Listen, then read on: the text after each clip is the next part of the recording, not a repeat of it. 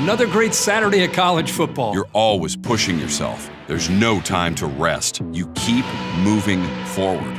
The only thing better than your last accomplishment is your next. What's next? What's next? What's next? So, Allie, what's next? I guess we'll see. Find a bank that's as excited about your future as you are. A bank that asks, what's next?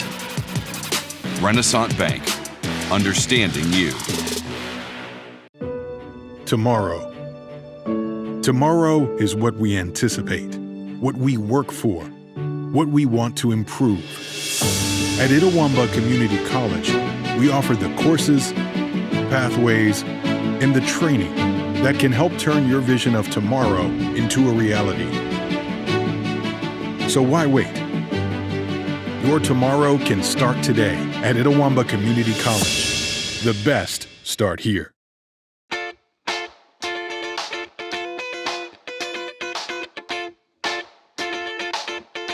And welcome back to the ICC Hour here on SuperTalk Mississippi 101.9 FM. As always, the ICC Hour is being brought to you by our friends over at Renasant Bank. They are the bank that understands you. You can find out why by visiting RenasantBank.com. Ooh, fumble. Let's give her a Renasant replay. Make the right call with Renasant and get cell phone protection with Renasant Rewards Extra Checking. Sign up today. Now, before we jump back into the show, I do want to remind everyone that we do have a free concert going on tonight here at ICC as our center stage group. They'll host a free concert tonight that's called Time Capsule that will start at 7 p.m. This is going to be something that if you don't have anything going on tonight, looking for something to do with the family, that's free. I want to say that again. It's free.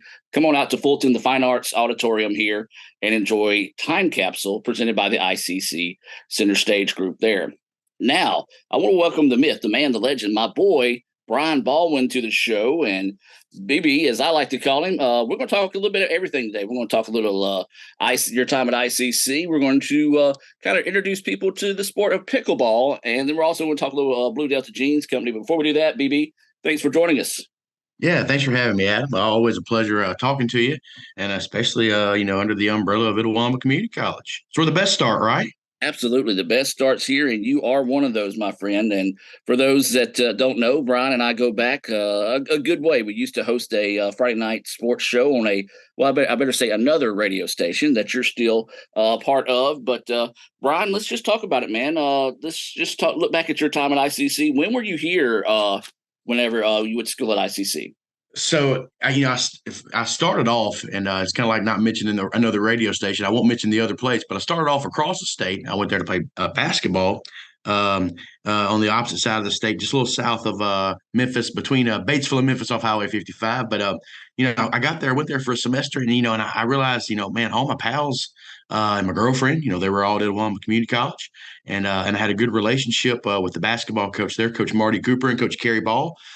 She was the women's coach then. I think she may be y'all's AD now.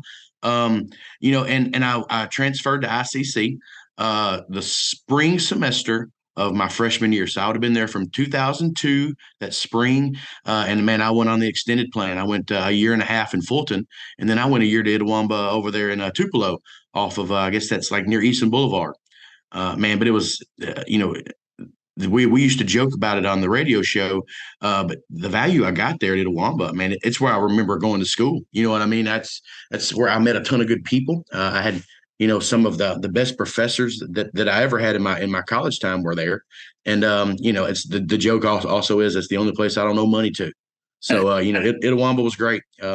I loved my time there, and I think fondly of it. And, without it, I would not have developed the social skills and the networking acumen that became so popular, in the 2010s and 2010s, when you and I were in school, in college, especially early on, man, the internet was still kind of new. A lot of us had dial-up, and, being at Itawamba and having, I guess, a T1 or T2 connection right there in my room, and it opened up the world to me. You know what I mean? Things I couldn't do in Toccopola, Mississippi, I could do right there from Itawamba Community College in Fulton, like I said, as an 18-year-old kid. And it was a top-notch experience. And, man, all jokes aside, there's a reason that y'all are able to use the line, the best start here, because, it's the truth. Well, you kind of touched on it a little bit. That's one thing I want to ask. One of my favorite things about working here at ICC is seeing those early stages of what I call lifelong friendships that develop. Kids that might come from, it used to be rivals at schools, now become best friends. A kid on the coast meets somebody from Takapola that, they go on, and next thing you know, 10 years down the road, they're in each other's wedding, and, or they meet their future husband or wife here. So Yeah. whenever you were here at ICC. So it's funny. I roomed with Bud Holman, who was a high school friend of mine, and he beat me to ICC. He started there, the first semester, and I brought a friend of mine from the other part of the state named Hal Teasler. And it was really funny, everybody at Itawamba was so nice and accepting and trusting that we were able to squeeze three guys in a two-bed dorm room. You know what I mean? We had one guy on a futon and two guys up there. We were in Pontotoc Hall, you know what I mean, kind of right on the backside of campus. And man, we were fortunate. We had a really awesome RA, and he played football at ICC, and he was from Florida, and his name was Kewan Foster. Now, Kewan's a preacher down in Florida, but he was the nicest guy ever, and he didn't know how to use the internet much, so we would bring him over to our room and let him download all the music off of LimeWire. He loved like gospel music, Kirk Franklin knew it, and all those folks, and we would let him download music and make him CDs, and he would turn a blind eye that we had a third person laying on the futon every night. But I had guys like Ryan Moody, who was the baseball student assistant from North Pontotoc, my rival school. Third string quarterback turned Itawamba Community College legend, Dusty Finley. He was a good pal of mine. We all piled around, and we lived on the third floor up there. Another guy, just an example of how the networking works. Sean Brannon. Sean's a good dude. He's from, I think he may be from the Amory area, but we became pals at ICC, and now he's the founder and CEO and owner of the Deadbolt Mystery Society that has a worldwide network of mystery tabletop games and stuff. It was just kind of a weird place to kind of hang out. Chris Gann, who I now play pickleball with. Nice. All the time. Yeah, he's from Moorville. He went to school there, and we just all, it was kind of like going to church camp in a weird way. You knew when you ended up at Gulf Shores for church camp, all those kids that went to Nettleton and Shannon and Tupelo and Moorville, and even down towards some of the other southern parts of the district back then, they were all going to be at camp. Well, when we got to ICC, you knew those kids were also going to be there too. It was kind of a weird thing to be knowing you were going to a place where there were going to be other people that grew up in a similar situation as you. Their social background was similar to you. Their socioeconomic background was similar to you. They learned the same stuff. They read the same books in school. We all had the same curriculum. So it was just neat to have a lot of folks that I had a lot of common with. Pontotoc Hall was a lot of fun. We probably should have gotten in way more trouble than we did for, having, water balloon fights and all kind of stuff. I was there. Michael Holloway, that works for you guys at ICC, and he was a good pal of mine. He played soccer there, and we were both hanging out downstairs when the infamous deer, ran into somebody's dorm room and crashed around in there with their door open and died. It was just like a crime scene.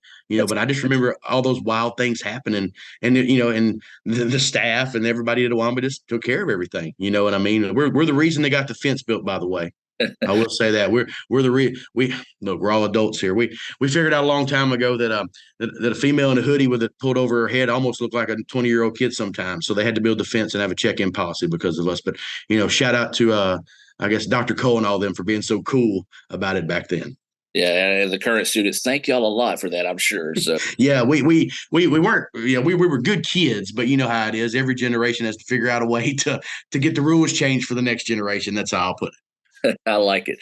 All right, so you and I were here. I think I left about a year before you got here, but we shared similar teachers, and we talk about some of these as we were talking before we went on the air. Just talk about some of your favorite teachers that were pretty big influences on you while you were here at ICC. Absolutely. So, a few right off the top of my head, the smartest person I probably ever met in my entire life. Man, he taught sociology, and I think he might even taught psychology there. But it was Mr. Riley. Mr. Charles Riley, and he was a genius. You know what I mean? He was the kind of guy. He made you go the first time through the room. You had to tell your name and where you were from or something about you, and he remembered you forever. You know what I mean? It was crazy how his mind worked, and it was fitting that he taught us a class like sociology. You know what I mean? It was sort of a little outside the box thinking. It wasn't traditional, and it wasn't dates and facts. It was it was more critical thinking and awareness and observation, and that was really cool to have him there. He was just fascinating. I always envisioned him when he got off of campus, putting on his like Sherlock Holmes hat and smoking really high-end tobacco out of a pipe in front of a really nice fireplace at his house. He was that kind of guy. Mr. Dean Birchfield taught me U.S. history. I think I had him from the period he taught was maybe Industrial Revolution through the Civil War. And then I had him another semester, maybe from Civil War to present. That guy was awesome. He was able to teach history in layman's terms. You know what I mean? Being the son of a high school basketball coach who was my high school history teacher, I needed things in layman's terms. You know what I mean?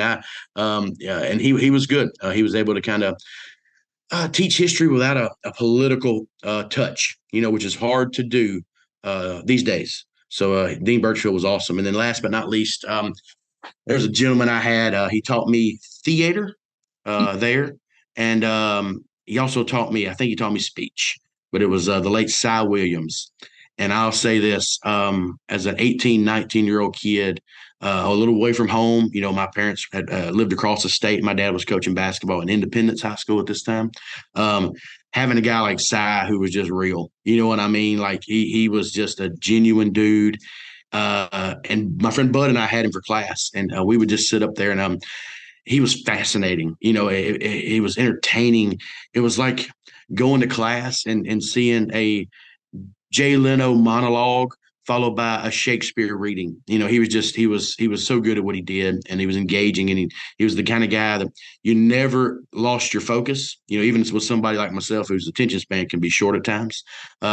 He was the kind of guy, if he taught this day and age, he wouldn't have to tell you to put your phone away because you wouldn't even think about having it out because you'd miss something. So I really enjoyed those three gentlemen. And then, two other people that I had the pleasure of being around a lot were Coach Ball, Kerry Ball, and then also Marty Cooper. And the cool thing about those folks, they gave me an opportunity to coach with them and learn from them, and to be around a lot of good guys and women on the respective basketball teams. But they gave me some freedom, to do some scouting and some prep and stuff like that. And they ran their teams and steered their ships in two totally different ways. But it was fascinating to see how they interacted with their players and their coaches and then the people around campus. Coach Ball is kind of like the eternal, sweet politician. She'll get you to vote for her without even asking you for it. You know what I mean? And Coach Cooper was more, I would say Cleveland, Ohio, if you will. You know what I mean? He was a little different from the folks down here, but he was able to acclimate. And, whenever he had to get somebody's attention, he would make sure they knew what he was saying point blank, if you will.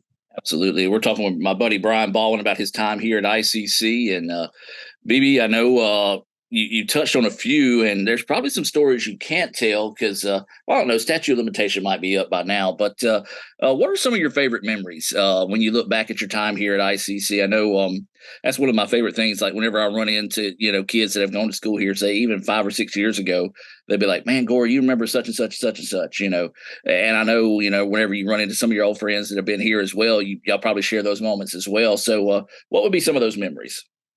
Some funny ones. Back in the day, we all congregated at the grill. I don't know if y'all call it that anymore, but we had the cafeteria and we had the grill. We all played a ton of ping pong in there. One of my real favorite memories was, I don't know if y'all still do it, but ICC had a prom, sophomore prom, and there were 5 people in attendance, and I don't know the other 3, but 2 of them were my roommates, Hal Teasler and Bud Homan, and they went to the thrift store and bought Dumb and Dumber type suits and got all dolled up in some old velour and knit type stuff and rocked the prom at ICC. That was a really funny time. Like I said, it's, all the details probably not good for this show, but you just got to fill in the blank. It was a really good time for those two folks. Man, intramural sports were a big deal when I was there. I remember getting defeated all 3 years that I played spring intramural sports and fall sports in the championships of softball and football. You know what I mean? But it was just fun to play those things. I remember, like I said, we were always trying to figure out ways to, circumvent the rules. But a real funny one, and I'll tell you this, and it won't get me in too much trouble. Like you said, the statute of limitations has gone by, but we were in a really epic water balloon fight, and it was all over 3 floors of Pontotoc Hall. And, I would probably say, 20 to 25 folks throwing, water balloons, from basketball players to baseball players to football players. All those guys used to intermingle. You know what I mean? Back then, they probably still do, but back then, man, we all lived in the same dorms. You know what I mean? There was no real honors dorm. If you were real smart, maybe you got to live in Lee. You know what I mean? But other than that, you pretty much, if you were a guy, you were in Pontotoc, especially if you were an athlete. And I'll never forget, Dr. Cole had caught wind that water balloon fights were going on, and he was going to have to put a stop to it because we were probably a little too clever for the campus police at that time. And man, sure enough, I was about halfway down the hall in my room. My door was open, and I stuck my head out the door, and I heard Dr. Cole walking his dog, and he was coming up that 3rd flight of stairs. And about that time, I ducked in my room. My friend Ryan Moody came around the corner and threw a water balloon, I don't know, about 50 miles an hour at my head. And then when I ducked, that water balloon just totally annihilated Dr. Cole's dog. I mean, and you want to talk about dudes that were terrified. You know what I mean? We thought we were goners, and of course he was not happy about it. But he showed us some grace. You know what I mean? Maybe just a little community service. And I think Ryan got a stern talking to by Coach Chuck Box back then. And of course Coach Cooper let me have it a little bit as well. But those are just things I remember, all innocent fun, just things that, kids are doing and having a good time. Rest of them I'll probably have to put in the memoirs and wait until a later date to tell everybody. But those are just a few things. I remember the football games against Northeast, the away and home were both really big. We beat them up there. I think they beat us at ICC. I just remember them being big times. It was always cool to, get beat in the intramural basketball championship by the football team. It was kind of a given. We knew that was happening. But those are just things I remember. And then when I moved off campus my last year, I'll say this: I felt more grown up, but it wasn't as fun. Yeah. You know what I mean? Yeah. Living there gave me the real experience. I became an adult when I moved off campus. I got a job at Home and Wood, the big wood place you see when you're, pulling on the Fulton, exit. I stacked wood there, and Bud drove a forklift. Funny, his last name is Homan too, so he had the really, really good job. But yeah, those are just things I remember. I remember the value of being on campus, the camaraderie of folks, and how everybody was just kind of there. I mean, it was weirdly enough, it was almost like this crazy social experiment. How do you bring all these people from different parts of the country with different interests, with different, athletic backgrounds? And some folks have different educational goals. Some are just wanting to get that 2-year degree and get out there. Somebody's wanting to learn a trade. Then you got some folks, that transferred in from Florida State or Auburn, and they're trying to get back to D1 to play football and, probably play on Sundays. And, just things like that. It was just really cool. Kind of a melting pot of folks that, sometimes the details are fuzzy, but like the grand scope and picture of it, I just remember being pleasant.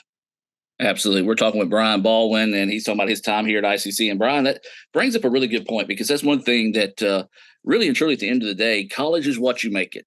If you make it where you just lock down, study the whole time, or if you want to make it the one where you can get out and grow as a person, it's up to you. And it's okay to be either one, but sounds like that you got that all-encompassing experience while you were here at ICC. I did. I was very fortunate. ICC had a lot of opportunity to be social. You mentioned, there's different things you can go do. I know there was always a really big beauty pageant. There's always concerts, and, now you got the Davis Event Center over there. It's a world-class basketball facility, and, baseball is always good. Football team's always competitive. And, there was we had tailgates, and I mean, I just remember there just being opportunity to get out and about, meet people. Like I said, intramural sports was a big deal, and it didn't take you long to figure out who everybody was and where they were from. You know what I mean? Like I said, there is really no difference in somebody from Nettleton, Mississippi, and Springville. You know what I mean? We have different school colors and a different mascot. I mean, we're the same people. You know, our parents worked in factories. They were teachers. They were preachers. You know, their mom was a nurse. You know, dad drove a truck. You know, that's just kind of, you know, who you are and who you relate to. And being able to, like I said, develop those necessary social skills that you need as a young adult and a growing adult were always important, you know, and between, you know, the cafeteria and walking to class and, you know, being able to go to the grill and, you know, football games, like I mentioned, basketball was a big deal. Coach Cooper, my first year there, you know, that was the Shun Jenkins team, Jason Panel with Champ and all those guys, you know, Trent John, man, I can't remember Trent's last name, but he ended up going to Wright State. You know, they had 6 D1 players on that team. Like, it was a big deal. You know, when Quintel Woods came in the gym from Northeast that night, you know, he was, of course, a future NBA player with the New York Knicks and the Heat. When he came in the gym that night, you couldn't squeeze another person in there. You know what I mean? Like, they had to shut the doors in the old Rubber Dome. That was rare. You know what I mean? And I just remember those things. I remember him dunking the ball and then running down the sidelines and chirping at Ryan Moody and Ryan Moody saying something back, and Quintel Woods got thrown out of the game. You know what I mean? And we felt like Ryan Moody had a hand in us winning that game, you know, and he had nothing to do with it, you know. But it was just things like that I remember. And we still talk about it every time we all bump into each other. You know, we just kind of remember those days more so than, you know, so-and-so's time at Ole Miss or so-and-so's time at Delta State. You know, ICC is kind of where we all came together, you know, and started, like you said, making it what we could make out of it. You know, I mean, the old, you know, Adam Sandler movie joke, you know, home is what you make it. You know what I mean? ICC, the college experience, is what you make it. And they do a really good job of allowing you to make the most of it. Absolutely. Well, Brian, we're up against a break real quick. We come back. You want to talk a little pickleball? Man, absolutely. I'd love to. We'll be back more of the ICC Hour right after this.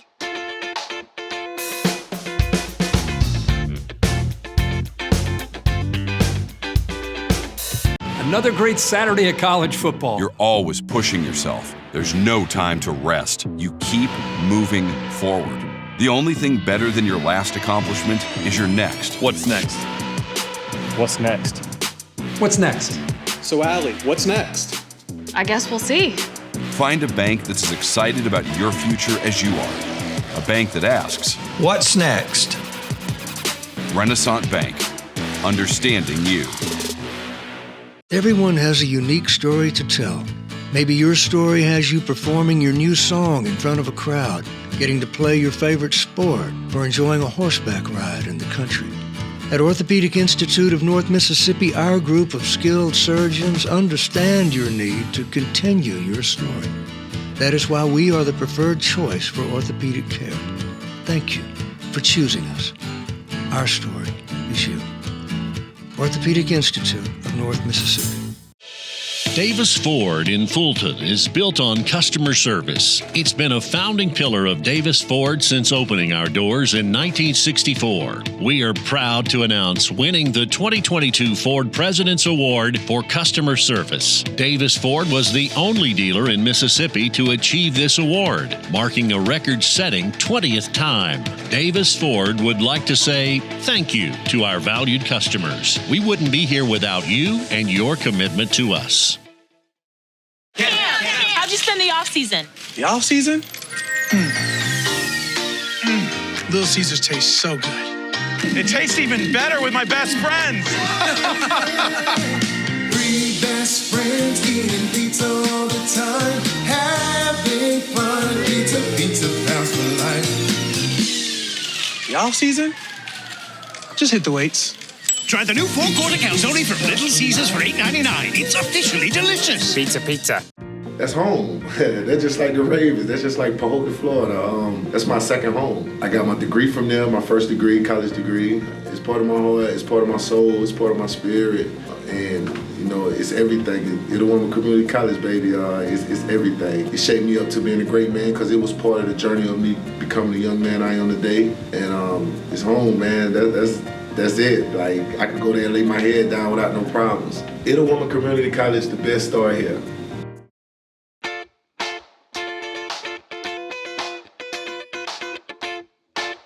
And welcome back to the ICC Hour presented by Renasant Bank. We're talking with my buddy Brian Baldwyn.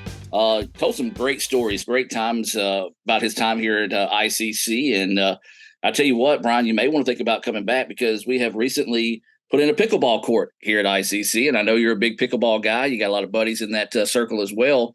So this is a fast-growing recreational sport. So before we get started, man, I'm just going to give you the freedom to talk to me like I'm an idiot because I've never played pickleball before. So kind of break down, what is pickleball? So, in a nutshell, just kind of, giving you the 1,000-yard view, whatever, pickleball, it's a court-based sport. It's a combination of, tennis, mostly doubles, but doubles tennis, ping pong, badminton style, kind of sport. Like I said, played with a more of a paddle than a racket. As a tennis racket, has kind of the net, you know what I mean, kind of the webbing in it. Pickleball paddle solid. It's sometimes plastic, sometimes wood, sometimes if you get a little excited and kind of spend a little money, kind of a carbon fiber material. But it's kind of the ultimate resort sport. Got started, if you will. It was a game kind of created in the mid 60s, around 65. It was created in an area called Bainbridge Island in Washington State. It was at a guy's, I'm going to tell you some funny things. It was at a guy's summer home who was later a congressman and a lieutenant governor. His name was Joel Pritchard. But that guy and two of his friends, I think his name Barney and Bill, which also tells you the kind of folks creating this game, they kind of figured out what to do. They were using the stuff they had around them at their second summer home. Coming up with a game. I mean, I'm sure there were probably some libations and things enjoyed while they were trying to figure this out. But basically, like I said, it's kind of it's best play with doubles, and it's the type of sport that skill and age and gender really don't matter. The ball kind of always kind of finds like skilled players. And, it's the kind of a game, if Michael Jordan was playing with my grandmother in pickleball, he would probably try to dominate it, but he's the only person in the world that would do that. Everybody else plays to their competition level.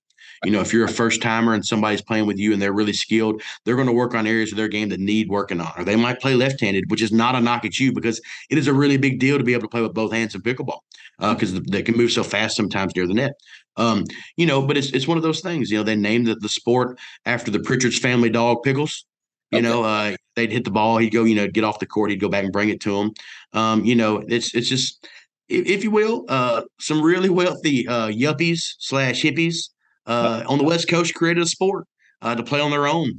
And, it turns out the speed of it, the cardiovascular benefits of it, as well as the hand-eye coordination, things that are good for your brain, thinking, moving, stuff like that, moving in tandem with your teammates. Like there are things that people from, 10 years old to 100 years old need to continue to do to keep our bodies and mind fresh. And it's that kind of sport, here in Tupelo, we have the Tupelo area pickleball group. And it was started by, Mr. Marty Herman and some other really like-minded folks back around maybe before 2016, around in that time. But I know they started playing in some local churches. And, I really picked it up during COVID. My friends Brent Martin and Meredith Martin, they have a nice house over here in Tupelo, and they have a court. And me and myself and Andy Burleson, who's now a co-host of the radio show that you and I were on a few years ago. He plays a lot. Mac McKinley used to play a lot with us, but guys like Scott Wagner and Blake Whitehead, people who kind of are big players in Tupelo in terms of like businessmen, not necessarily pickleball players. Like they play. The local dentist in town, Brett Hildebrand, I've seen him out there. It's a game for everybody. There's preachers and there's bar owners and men and women, like I said, that are all just out there having a good time. And it's one of those things that it's kind of like junior college, like we talked about earlier. It's what you make of it. So if you want to get out there and get after it, you kind of know what level to play at what court. If you want to go take it easy and, just get a nice, evening or, Saturday afternoon game in with some friends, you probably need to go to, this court, but the competition kind of always balances out. And, the social aspect of it far outweighs the competitive aspect of it. It's played a lot of times in a round robin format. I might play with you this time, but next time I might be playing with, somebody else and people that I don't really know. And what do you have to do when you get to a court when you don't know people? Hey, what's up? My name's Brian. Nice to meet you. Where are you from? Oh, yeah, I know somebody from there. So it just kind of starts a little dialogue. That's really what it is. It's just at its heart, it's a social sport that promotes health, hand-eye coordination, dexterity, a little bit of mental, quickness and thinking on your feet. But it really just gets people together to have a good time with a low propensity of getting injured, if you will. Yeah, and I know We all got to go. We all got to go to work on Monday. That's the old joke, right? Yes, and I know this is something you've been trying to talk me into for years to play, and I'm no longer that just the physical specimen that I used to be. So I'm gonna have to. You're kidding, right? You're kidding. Yeah. I saw you the other day. You're still fine. So, but basically, it also sounds like you talk about the health benefits physically, but it seems like if you're out there having a good time, smiling, laughing. Yeah.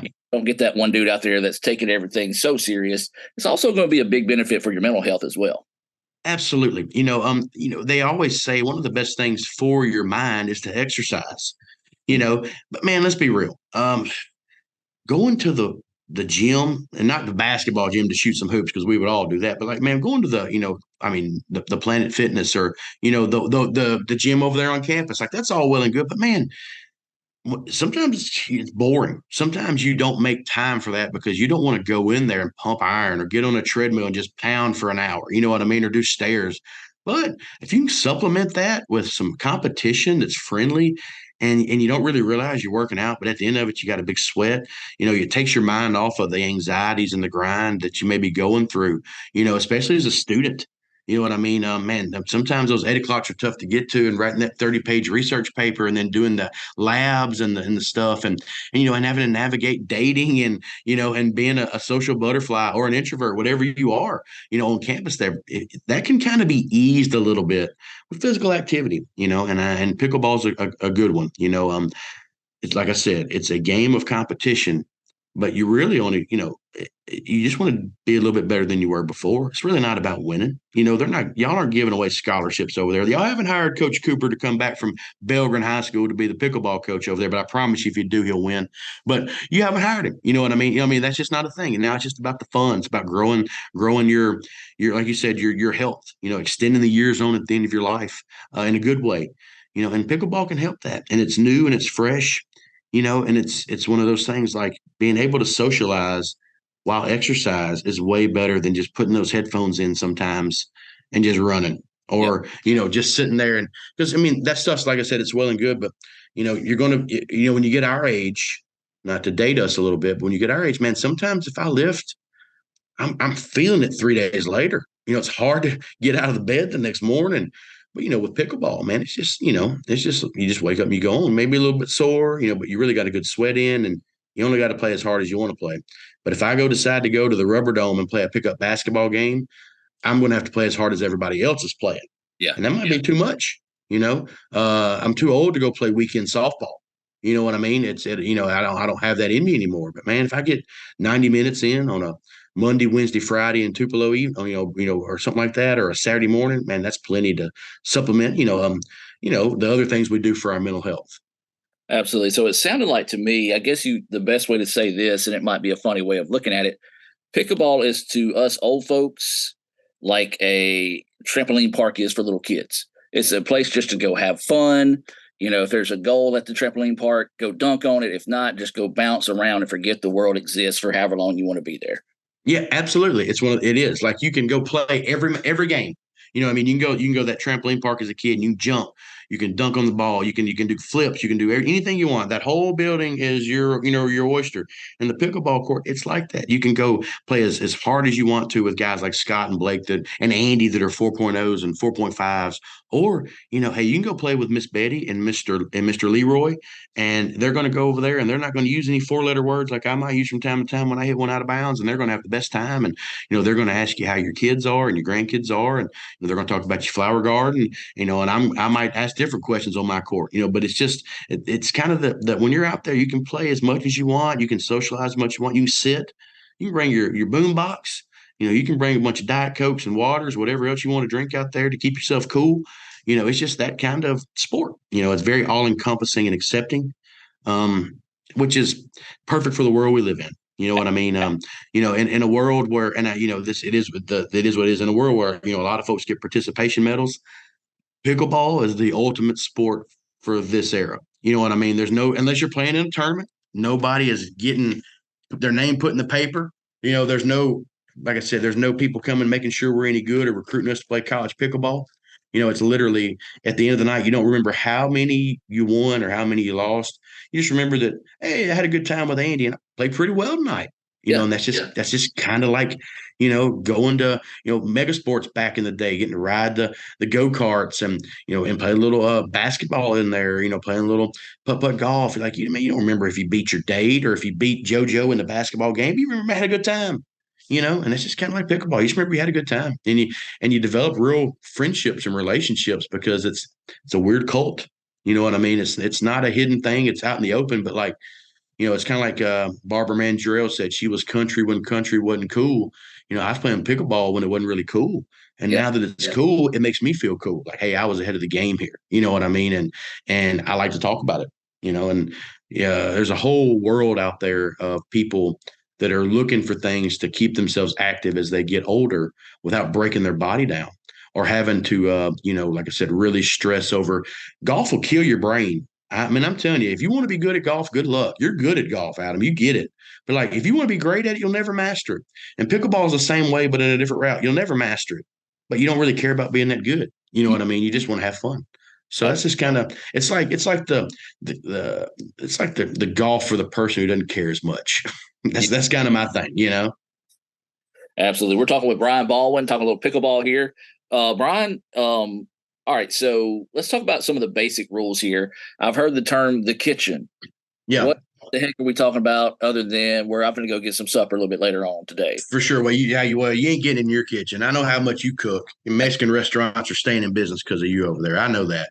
But same here. So, you know, when you look at a tennis court, the way it's kind of configured, closest to the net are the two boxes. And then back on the baseline, the back line is the long rectangle, right?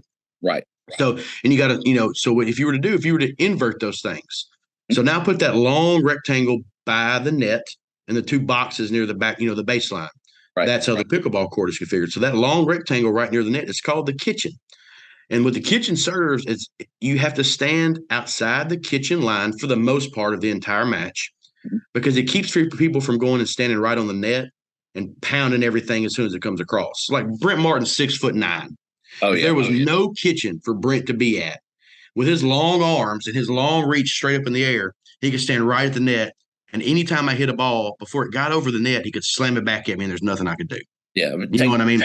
Yeah. So we back everybody up 6 feet from the net.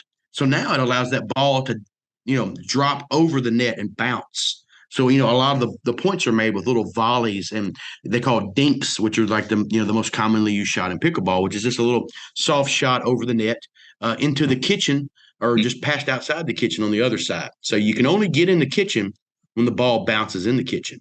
I got you. You got to get out after you hit it, because if you get hit with the ball while you're in the kitchen, it's a point for the other team, you know. But that's just, you know, the thing. You know, the kitchen is one of those things that just keeps you honest, if you will.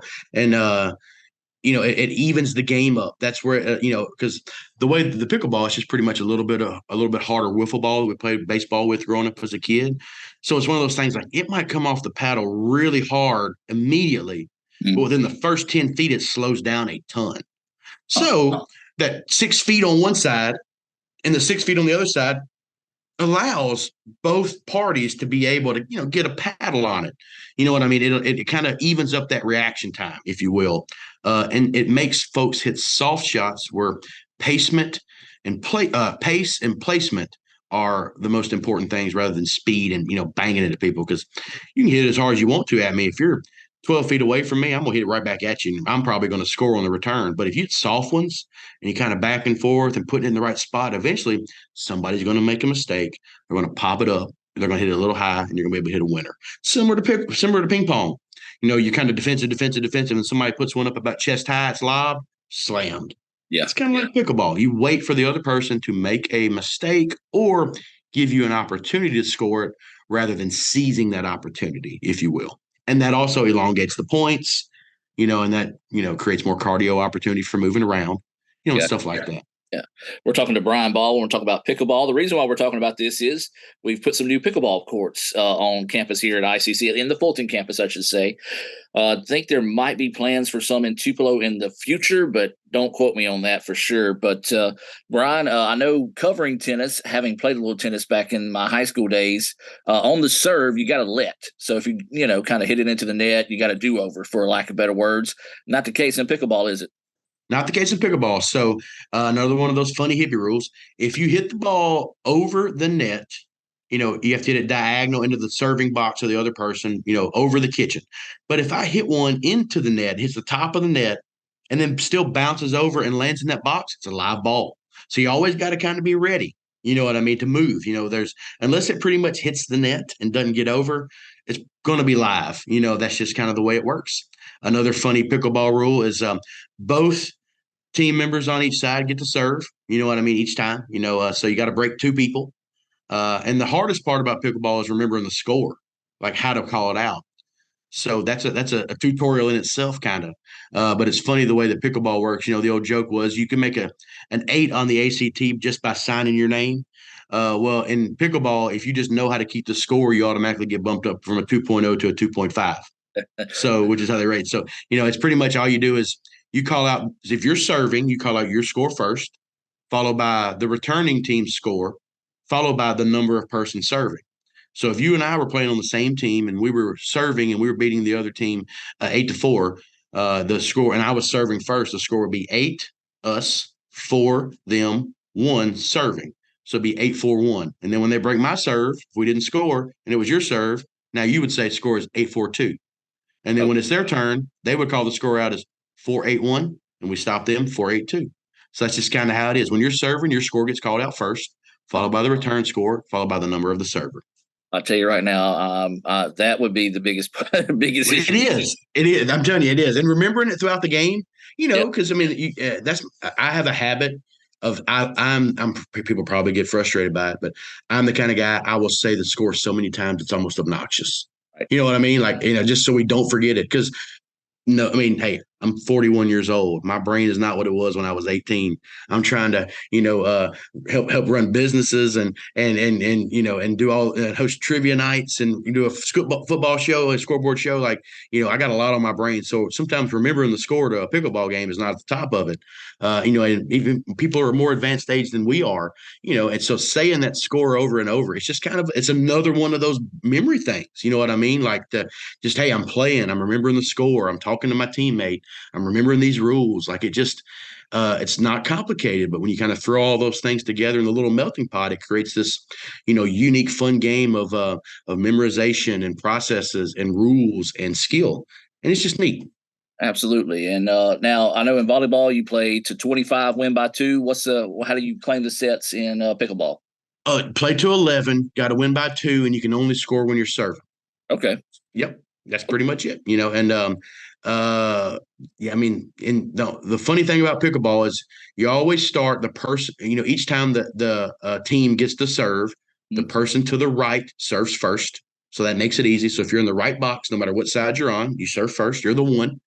And another one of those funny hippie rules, the game is always played with the first serve. So like if it started, you would think the game would start at 0-0-1, right? 0-0 first serve. Not with pickleball. For some reason, they start on the second serve on the first serve. So it's just a weird thing. So the game starts at 0-0-2, and then after that, it becomes 0. Everybody starts with the first serve. And what I read for that was one of those things. It was almost like a chivalry thing. A lot of times you have guys and women playing against other people who are older or their skill level might not be as good. So you give them that first serve to kind of, almost give them like, first shot off the tee box, hit 2 off the tee. It's kind of like, if me and Scott Wagner were playing you and somebody else and y'all hadn't played much, I'd probably say, Adam, y'all started off. Yeah. You kind of get a head start, 0-2. But you get to start at it. So that's just what I read. It was just kind of a politeness thing, to do that. We're all not dumb. When you step on the pickleball court, you can tell after just warming up and thinking for a little bit who probably the weakest player is on the floor, who probably the best player is, and what team is probably the favorite. So just knowing, hey, you guys can start it, or you ladies can start it. That's just kind of a polite way of saying, hey, we'll give y'all the first shot at it. And, if both teams are equal, then the team that gets first serve just gets a little bit of an advantage. So, yeah, that's it. Awesome. Well, is there any place that you can direct people to go to learn more about pickleball? Yeah, absolutely. So if you go to, a lot of folks are on Facebook. So I would tell folks to go to Facebook and go to the Tupelo area pickleball page. It's a really good network of folks that I play with a lot, and that's a place to learn the game. And like I said, there's a few folks locally who do some lessons, but Marty Herman is one person that does a lot of lessons. But if you go to that page, Tupelo area pickleball page, it has everything you need to kind of know locally. And then nationally speaking, there's a website called playtimescheduler.com.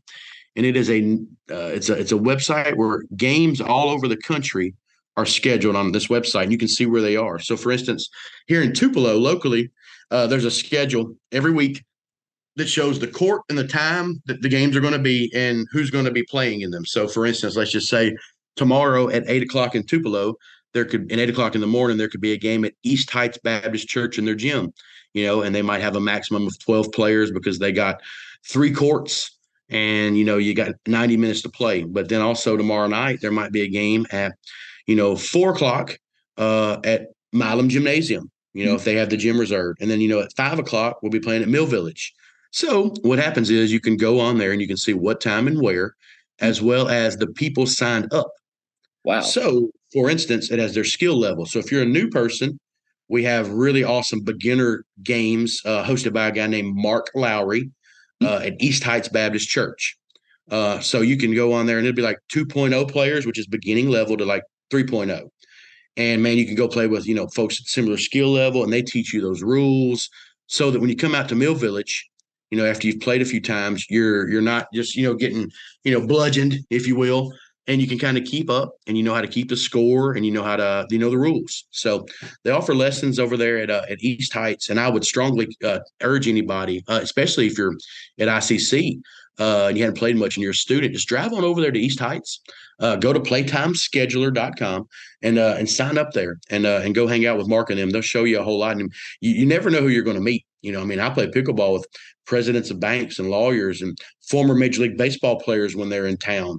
You know what I mean? It's a cool place to go. And outside of the Tupelo Facebook page and the Playtime Scheduler website, when you're in another city, just Google, places to play pickleball. And man, it's such a popular sport now. Everywhere has some kind of link to where the games are. I got you. Well, I tell you what, man. I know you've tried to talk to me into playing for years now, but after this, I think we're gonna make some time to go find some time to play, my man.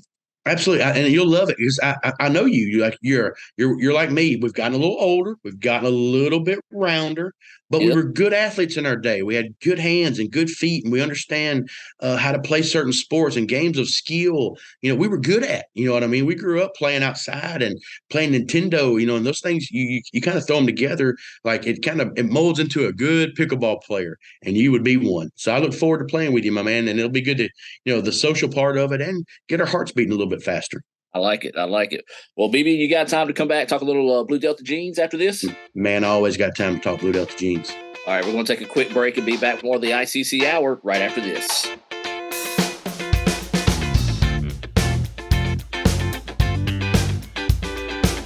Kirk Herbstreit is a man of many talents. Not only an athlete and a sportscaster, but also an expert cartographer, an amateur alchemist, a surprisingly gifted poet. What rhymes with encroachment? But his true talent lies in the art of banking. With Renasant Bank's great products, rewards, and easy-to-use online tools, every transaction is a masterpiece. You might refer to Kirk as a Renaissance man. But I call myself a Renaissance man.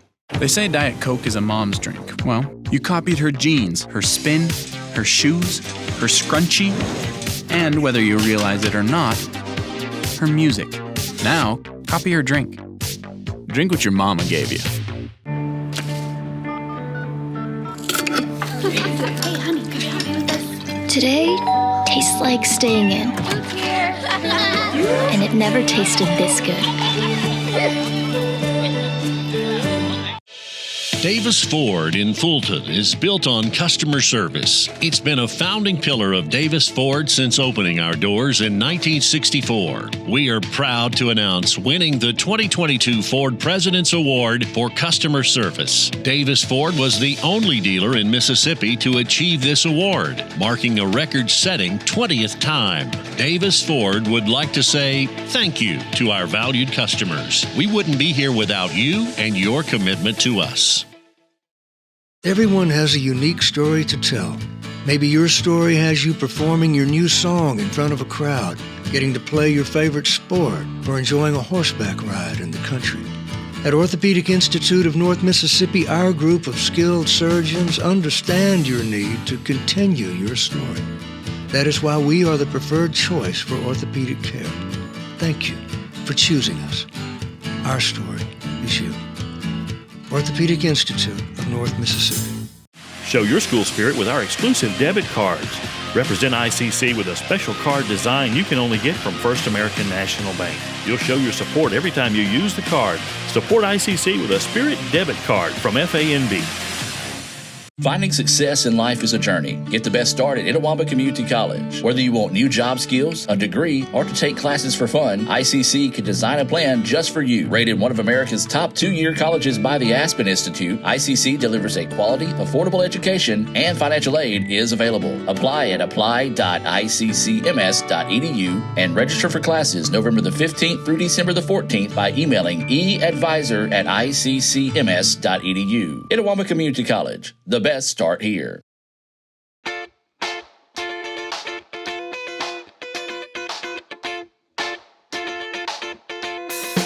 We're going to shift gears a little bit now, talking with Brian Baldwyn. We've already talked about his time here at ICC and some of the incriminating things that happened while he was here. And then he's got me fired up to play some pickleball. So if you're out there and you've heard that part of the show, he gave you links on how you can get involved with that as well. And one other thing I want to talk to you about, Brian, is Blue Delta Jeans Company. That's where you work. And I tell you what, it's got a lot of ties to ICC. It really does. Myself, employee number one, and of course, Bud Holman, our head of ops and one of our partners in the company here, we both went to Itawamba. And it was one of those things, my job with Blue Delta is we partner with Itawamba Community College. I guess it's the site over in Belden. Yep. We do a lot of training with those folks. So when we do new hires and onboarding, we put them through, I think it might be a 6-week program over there. And they really assist us in the old manufacturing training and paperwork. And, there's different grants that they help us network and get. And all kind of, in tax breaks and incentives, and without them, we wouldn't know about it, and a lot of our workforce went to ICC. I would probably say, and to date our company a little bit, the average age of the people sewing the back, a lot of them went to IJC. So that's what they all say. Hey, I was there when it's IJC. But that just kind of shows you the ties we have. We've got, I would say probably in that room combined, well over 500 years of sewing experience, and most of those folks learned a trade or went to school at ICC. That's awesome. Now, you talked about how ICC helps your company there.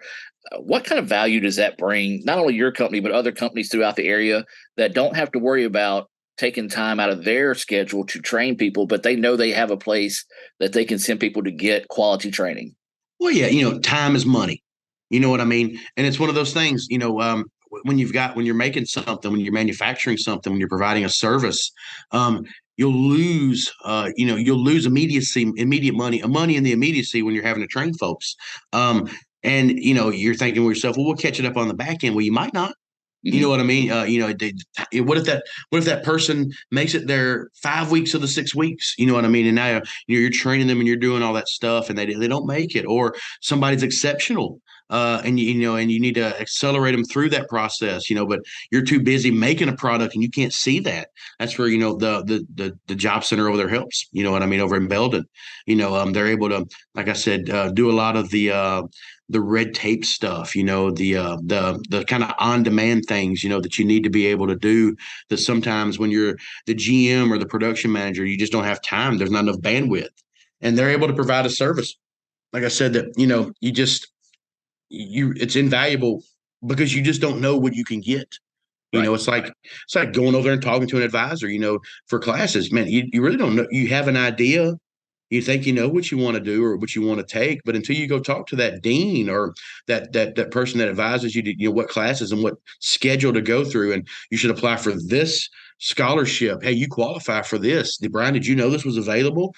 That's what they do. They're that on a business scale. Hey, now we can call them and say, hey, we're a manufacturing facility, and of course, we've got, a big 30,000 square foot facility. And, we've got an entire team of sewers and shipping people and quality control and sales and everything. But, back when we were a team of 20, and a lot of us were selling and sewing and doing all kind of stuff, and working events, being able to go to them and say exactly what we are. Hey, we're a manufacturing brand and we've got 25 people sewing for us and we've got 5 in quality control and we need to scale up by this much because we project this much growth. Can you help us out here? Yes, they know what to do. They know what sheets to pull. They know what applications to fill out, and now when we're a team of over 100, you know what I mean? And we've got people all over the country and we're training for different roles, whether it be sales, admin, social media, marketing, manufacturing. Like there's somebody for all of that, if you will. Yeah, that's crazy to think, man. I don't know. We've been friends for a while, but I remember the early days of Blue Delta, and to hear how much it's grown and how much success has come its way is a testimony to that. How great that partnership is there with Belden. But what is it for those that are unfamiliar with the Blue Delta brand? What is it that makes you guys so special? I tell you, it's who makes it, and it's where we make it, and it's why we make it.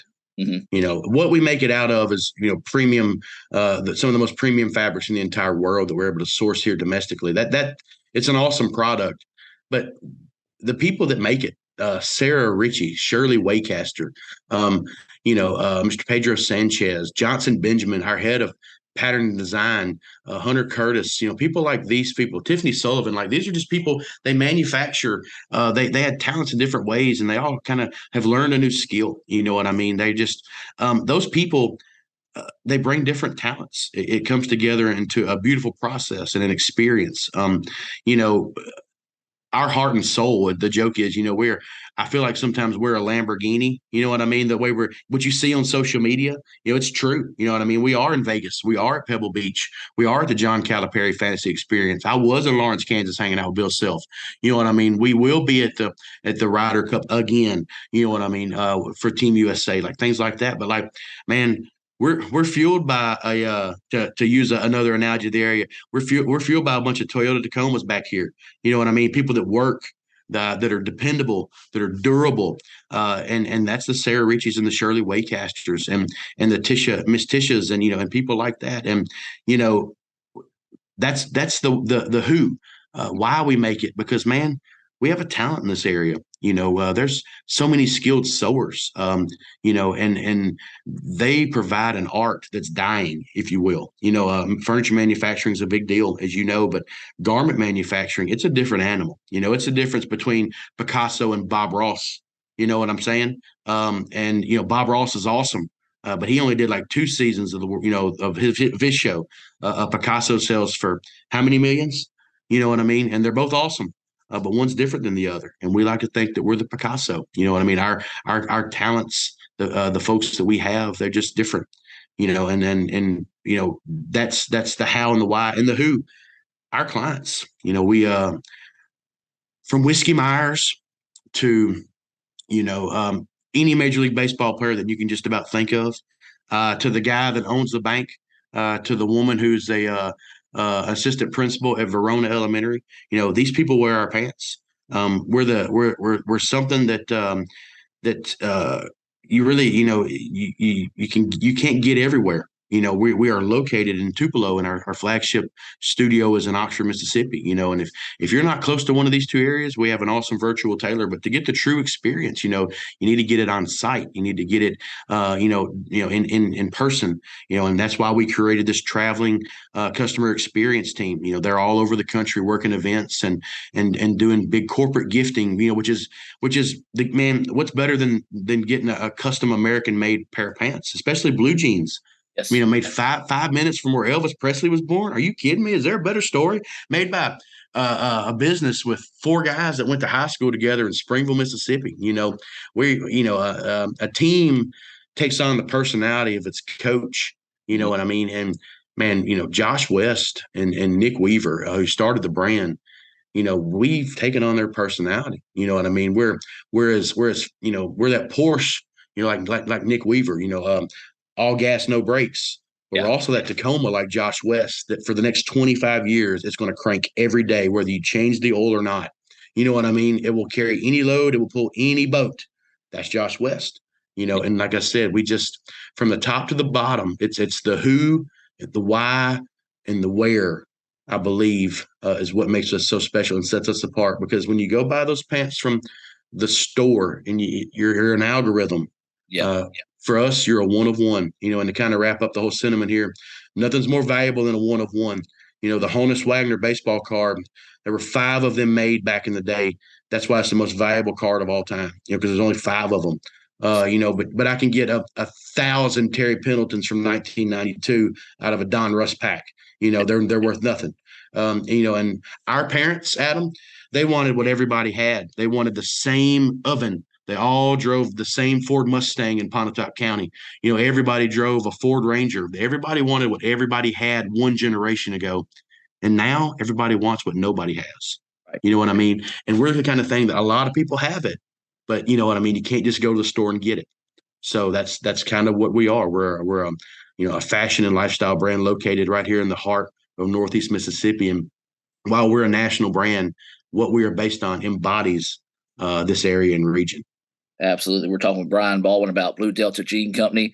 Hey, I'm a Blue Delta Jean guy myself. Brian talked to me. Long time Blue Delta Jean guy. He's like, Gore, I promise you just try. He said, here's how he sold me. He's like, Gore, if you don't like it, I'll buy them back from you. I was like, oh, that's a fair deal. I put them on. I think I even did a kind of a live update on social media that day about to take them for a test drive, as I had about a 4-hour drive to a game in the cold and back. I was sold, man. And you've also ruined me on just, I hate to say run-of-the-mill jeans, but run-of-the-mill jeans, because they're just nothing like those Blue Delta jeans, especially, you talked about the experience. When I went in to get fitted, you were there, Josh and Nick, and, Nick and I made that connection where I went to school with his brother. That's right, yeah. And it was just, it felt like kind of like ICC. It felt like a family deal when we were there. You guys took the time to, make sure everything was right. Does this feel right? Hey, do you like this? Do you like that? And I'll tell you, man, you guys have ruined me from regular jeans. Well, I don't need billboards in Fulton, Mississippi with you walking around in our pants. Just remember that. So it was a pleasure, my man. You know what I mean? Thanks for saving me cash, because the word of mouth is the big deal, right? You know what I mean? And your experience, the like being able to touch fabrics, and you got to meet Miss Sarah. I said, hey, Adam, this was the first person that ever worked for us. She's the first person that ever got a Blue Delta paycheck. I remember that, and just like, there is real value in being able to show people where the sausage is made. I can tell you until I'm blue in the face that we are an American-made product. But until you come and actually see where it's getting made, you might not believe it. You know what I mean? And it's a real, I hate to say it, there's a very romantic quality to our brand, and not even in the traditional romantic way, but I'm talking about, it's just one of those things like, you love the pants, you love the experience.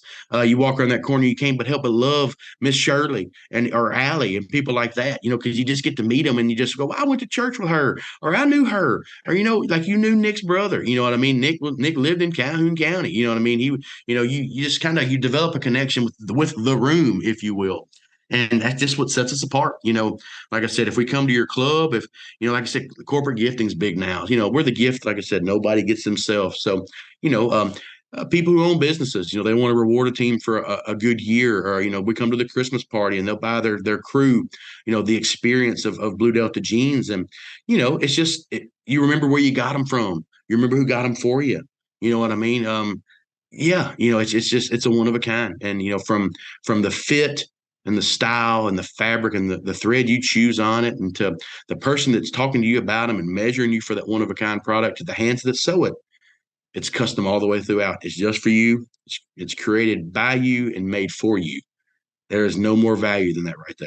Absolutely. And like I said, folks, you just got to try them on to experience. And once you do, you're hooked. I mean, that's all it is. You're hooked. I like shoes. I like the jeans. I'm a big shoe guy. Blue Delta jeans. That's where I go. So that's who I am. Well, and you know me. There's no frills and fluff when it comes to the brand.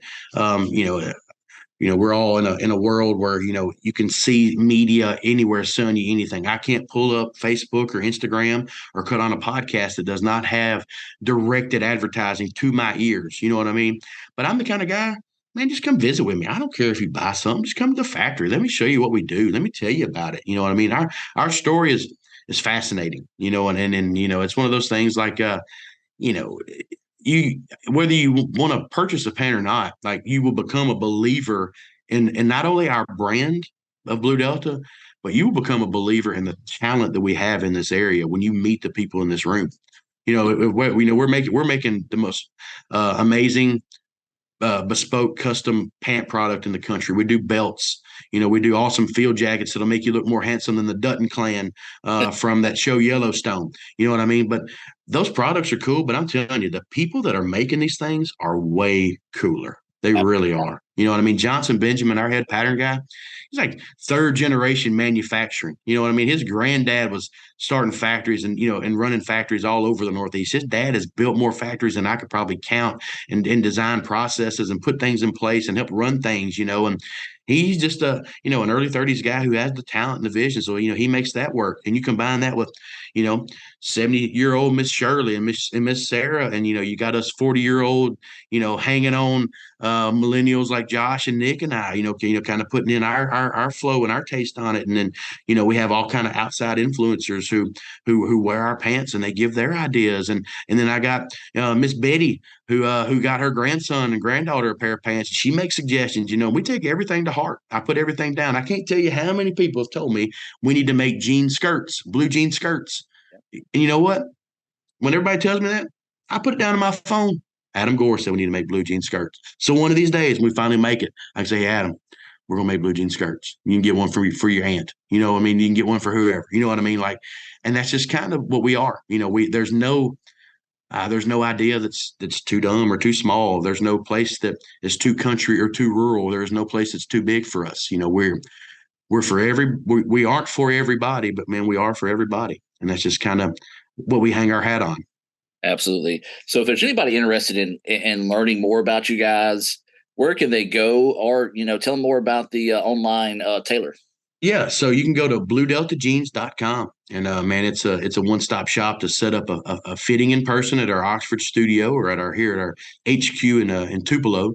Or, you can book one of those corporate gifting events and bring us to your house or to your party or to your office, wherever we need to go to take care of you, or your golf club. Like I said, we do tons of golf courses with our partnership with the PGA of America. But we had an awesome virtual tailor created by a technology company. It was one of Mark Cuban's entities, and it asks a few body type and, preference questions. And you can submit a picture of you wearing your favorite pants if you want. And we were able to create a 3D virtual representation of your body, kind of like, remember that movie, The Nutty Professor with Eddie Murphy, how when he went from Professor Clump to Buddy Love, it showed like that 3D guy spinning around and around, or like the girl from Weird Science. Yes. How it show, we kind of can do something similar to that, but it gives us a bunch of data points to pull from, and we're able to create a custom waist measurement for you. It doesn't just spit out what Adam's a 32. It'll tell us Adam's a 31.78. You know what I mean? It'll give us exact. So we have a lot of faith in that product. It's really good. So people can go to our website, or they can find us on Facebook. Blue Delta Jean. Maybe it's Blue Delta Jean Co. I'm not on there a whole lot, but on Instagram I know it's at Blue Delta Jeans. And on Twitter it is as well. And if you want to follow a really cool social media account, follow at Blue Delta Jeans on Instagram. We have a lot of good content there, and you're able to get the full feel of our brand, from what we do here in Tupelo to what we do at TPC Sawgrass to what we do in Cabo, across the pond. I got clients in Australia. I got clients in the Czech Republic. You know what I mean? They're everywhere. So it's just kind of it's probably our most accurate representation of the lifestyle that we have here as a brand.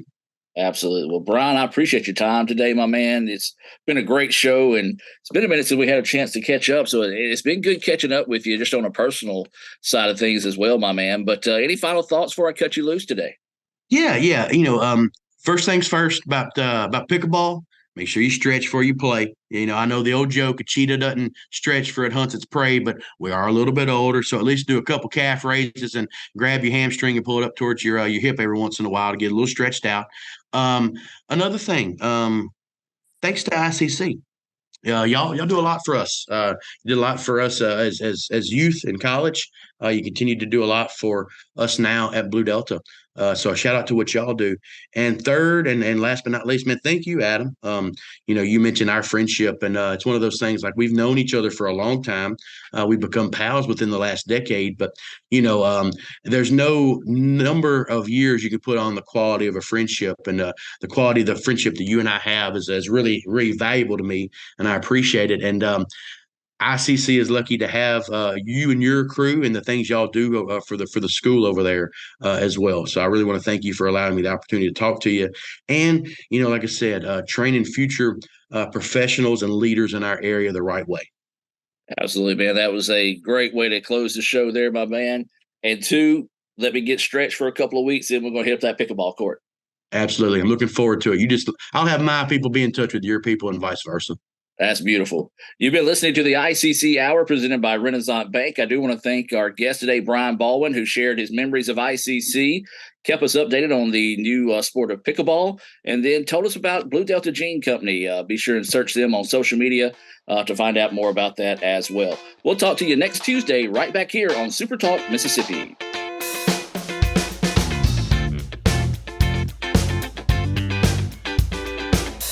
Another great Saturday of college football. You're always pushing yourself. There's no time to rest. You keep moving forward. The only thing better than your last accomplishment is your next. What's next? What's next? What's next? So, Allie, what's next? I guess we'll see. Find a bank that's as excited about your future as you are. A bank that asks, What's next? Renasant Bank. Understanding you. Here, you can be your best. The best train here. Learn here. Succeed here. Perform here. Win here. Thrive here.